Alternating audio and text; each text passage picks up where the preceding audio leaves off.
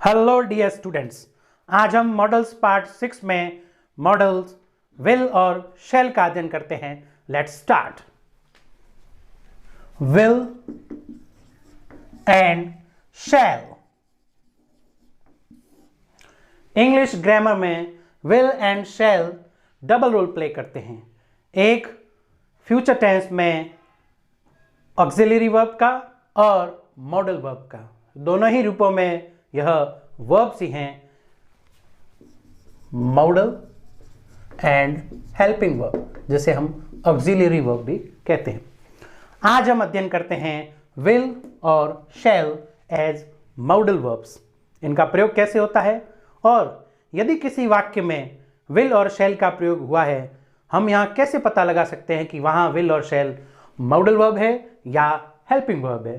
अभी इसी क्लास में यह कंफर्म हो जाएगा, यह आपके जो डाउट्स हैं वो क्लियर हो जाएंगे। Let's start once again. Well, यहां मैंने सबसे पहले यहां सारे मूड्स लिखे हैं। यहां स्पेशल बात यह है कि इन सभी मूड्स का विल और शैल के साथ में प्रयोग होता है। कहां विल के साथ प्रयोग होगा और कहां शैल के साथ, देखते हैं।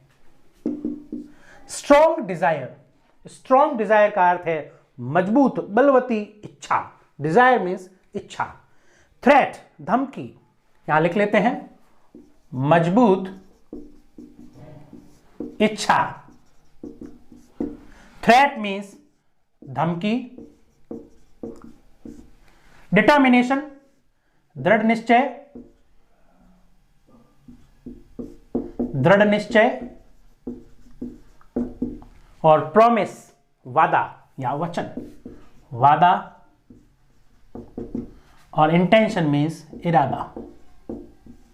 प्रॉमिस, वादा, इंटेंशन, इरादा। इन मनोभावों को अभिव्यक्त करने के लिए हमें विल और मॉडल वर्ब का प्रयोग, विल और शैल मॉडल वर्ब का प्रयोग करना पड़ता है। यहां देखें, विल का प्रयोग हम फर्स्ट पर्सन प्रोनाउंस, और वो कौन से हैं? I and we.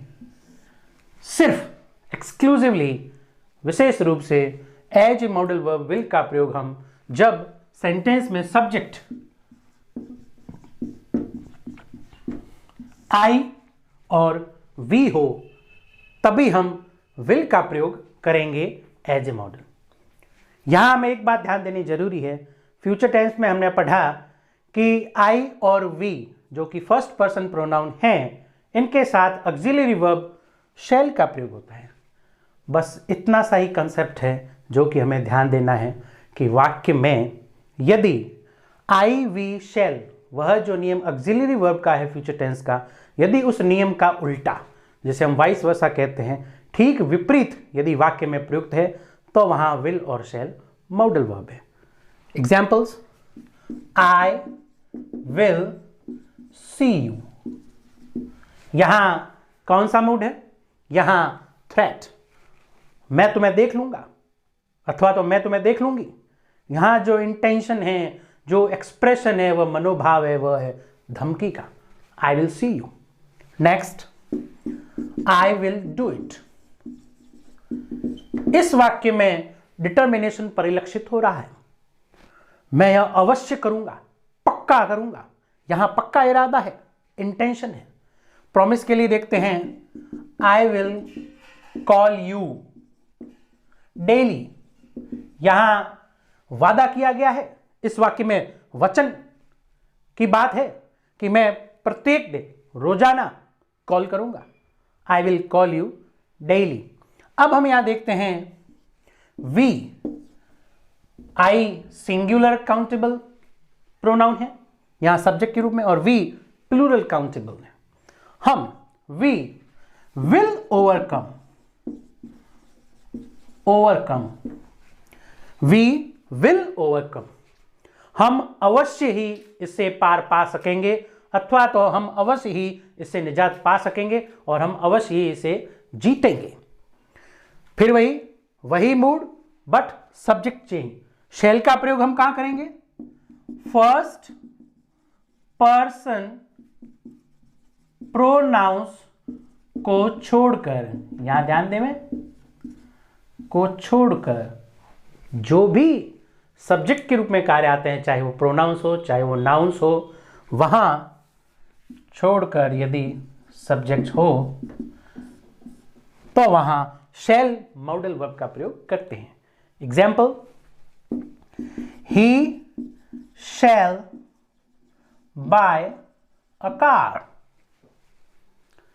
He shall buy a car का मतलब है वह अवश्य ही कार खरीदेगा। यह उसका दृढ़ निश्चय है, यह उसका इंटेंशन है, वह दृढ़ प्रतिज्ञ है कि वह कार्य अवश्य खरीदेगा, वह कार अवश्य खरीदेगा।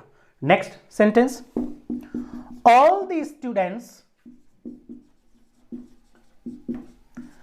shall remain in their seats। यहां ऑर्डर भी परिलक्षित हो रहा है और हम इसे चाहें तो थ्रेट के रूप में भी दे सकते हैं। यदि कोई हाईजैकर है, किडनैपर है, यहां स्टूडेंट्स की जगह कोई भी सब्जेक्ट हो सकता है। यहां मैंने देखा सिर्फ आई और वी को छोड़कर, आई और वी को छोड़कर, आई और वी क्या है, फर्स्ट पर्सन प्रोनाउन, इनको छोड़कर यदि सेंटेंस में कोई भी सब्जेक्ट हो, चाहे सिंगुलर काउंटेबल नाउन हो चाहे प्लूरल काउंटेबल नाउन हो, कोई भी सब्जेक्ट के रूप में कार्य कर रहा है तो वहां शैल मॉडल वर्ब का प्रयोग होगा, इन्हीं सेम मनोभावों को अभिव्यक्त करने के लिए। अब हम और सेंटेंस क्रिएट कर सकते हैं। You shall regret this.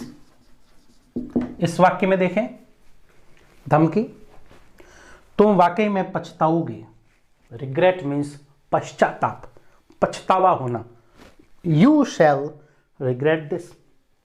विद्यार्थियों, मैं अंत में यही बात कहना चाहता हूं कि यहां इस टॉपिक में आई और वी दोनों ही सब्जेक्ट के रूप में जब कार्य करते हैं फर्स्ट पर्सन प्रोनाउन के साथ, तब वहां मॉडल के रूप में विल का ही प्रयोग होता है। और ठीक इसके विपरीत जब सेंटेंस में आई और वी को छोड़कर कोई भी सब्जेक्ट के रूप में उपस्थित है तो वहां शैल मॉडल वर्ब का प्रयोग होगा। जबकि हम टेंस में देखते हैं एज हेल्पिंग वर्ब, यह इसके ठीक विपरीत है। आई और वी के साथ हम शैल का प्रयोग करते हैं एज ऑक्सिलरी वर्ब, जबकि एज मॉडल वर्ब आई और वी के साथ में उल्टा ठीक विल का ही प्रयोग होता है। You can take screenshot.